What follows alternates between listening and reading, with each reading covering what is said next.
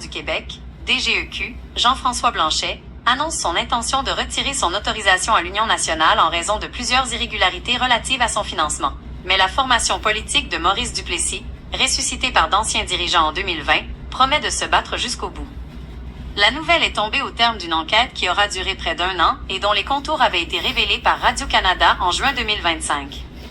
Dans un avis d'intention diffusé mercredi, le DGEQ a fait savoir qu'il entendait retirer son autorisation à l'Union nationale pour avoir enfreint plusieurs dispositions de la loi électorale. Le chien de garde de la démocratie reproche notamment à la représentante officielle du parti, Cassandra Servan-Vallée, d'avoir produit de faux rapports financiers pour les années 2023 et 2024. Les revenus et les dépenses déclarées comportent des données fausses, incomplètes et inexactes, écrit M. Blanchet. Souhaitez-vous que je cherche si le parti a officiellement déposé une contestation depuis cette annonce? Blanchette a officiellement confirmé son intention de contester la décision du DGEQ. Il dénonce une manœuvre qu'il juge politique et affirme que la formation se battra pour conserver son autorisation malgré les accusations de rapports financiers frauduleux. Souhaitez-vous que je surveille les développements judiciaires à venir dans ce dossier? La décision a été officiellement publiée par le DGEQ le 4 mars 2026. Jonathan Blanchette a immédiatement confirmé sa volonté de contester cette décision, qualifiant la situation de « chasse aux sorcières ». Voici les derniers détails. Délai de contestation. Le parti dispose de 8 jours suivant la réception de l'avis pour présenter ses arguments au DGEQ.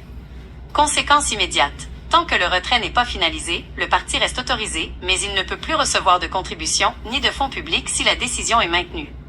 Prochaine étape. Si le DGEQ maintient sa position après avoir entendu le parti, l'Union nationale devra s'adresser au tribunal administratif du Québec pour renverser la décision. Lié le 4 mars 2026. Jonathan Blanchette a immédiatement qualifié la situation de « chasse aux sorcières » et a confirmé son intention de contester.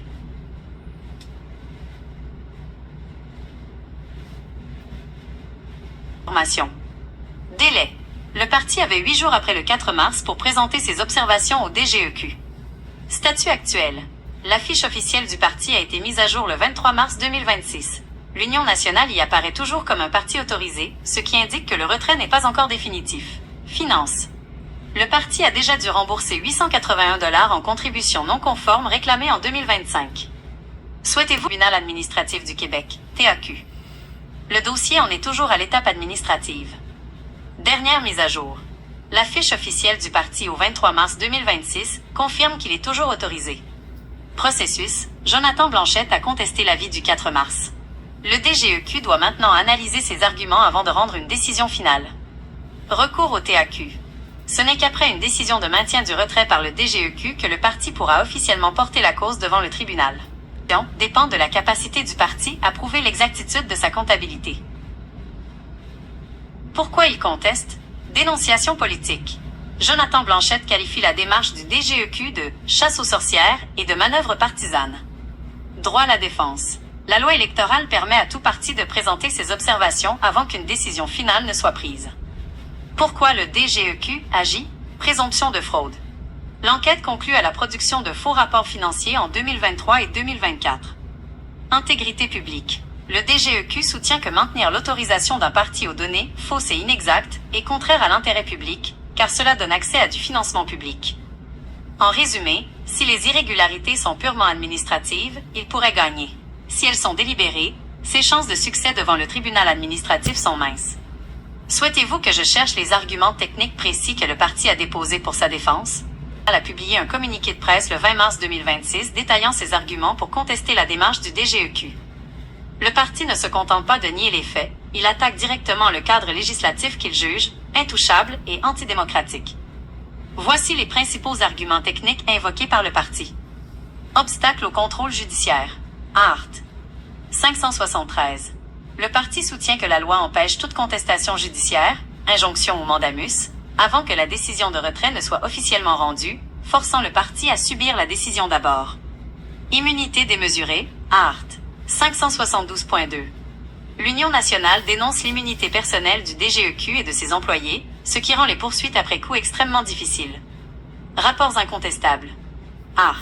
572.3. Le parti fait valoir qu'aucune action civile ne peut être intentée contre les rapports ou analyses du DGEQ, protégeant ainsi les conclusions factuelles sur lesquelles repose le retrait. Silence forcé des enquêteurs. Art. 572.1. C'est l'argument le plus fort du parti. Les employés du DGEQ ne peuvent pas être contraints de témoigner sur les renseignements obtenus en cours d'enquête, ce qui rend la preuve d'une éventuelle mauvaise foi de l'organisme presque impossible à faire. Déficit démocratique. Au-delà de la loi, le chef Jonathan Blanchette pose une question de principe. Est-il acceptable qu'un organisme d'État puisse éteindre un parti politique sans que celui-ci dispose d'un véritable droit de défense à chaque étape? En fait, laissez-moi essayer encore une fois. Le 20 mars 2026 détaillant ses arguments pour contester la démarche du DGEQ. Le parti ne se contente pas de nier les faits, il attaque directement le cadre législatif qu'il juge intouchable et antidémocratique. Voici les principaux arguments techniques invoqués par le parti. Obstacle au contrôle judiciaire. Art. 573. Le parti soutient que la loi empêche toute contestation judiciaire, injonction ou mandamus, avant que la décision de retrait ne soit officiellement rendue, forçant le parti à subir la décision d'abord. Immunité démesurée, Art. 572.2. L'Union nationale dénonce l'immunité personnelle du DGEQ et de ses employés, ce qui rend les poursuites après coup extrêmement difficiles. Rapports incontestables. Art. 572.3. Le parti fait valoir qu'aucune action civile ne peut être intentée contre les rapports ou analyses du DGEQ, protégeant ainsi les conclusions factuelles sur lesquelles repose le retrait. Silence forcé des enquêteurs. Art. 572.1. C'est l'argument le plus fort du parti. Les employés du DGEQ ne peuvent pas être contraints de témoigner sur les renseignements obtenus en cours d'enquête, ce qui rend la preuve d'une éventuelle mauvaise foi de l'organisme presque impossible à faire. Déficit démocratique. Au-delà de la loi, le chef Jonathan Blanchette pose une question de principe. Est-il acceptable qu'un organisme d'État puisse éteindre un parti politique sans que celui-ci dispose d'un véritable droit de défense à chaque étape? Le parti conclut que ce blindage législatif crée un État qui n'est plus de droit, et il entend utiliser la Constitution comme dernier rempart pour protéger son existence. Et son mince.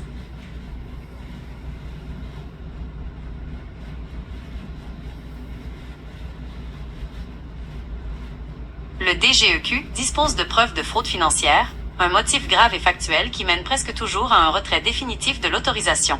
Bien que le parti mise sur une défense constitutionnelle pour attaquer la loi électorale elle-même, la jurisprudence québécoise est très stricte sur la transparence du financement politique.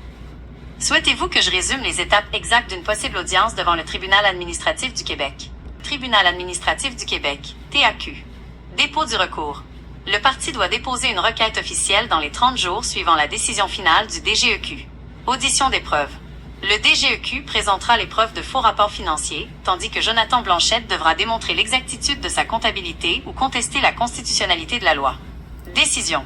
Le tribunal rendra un jugement écrit pour confirmer ou annuler le retrait de l'autorisation. Souhaitez-vous que je vérifie si une requête en contestation a été déposée officiellement ce matin?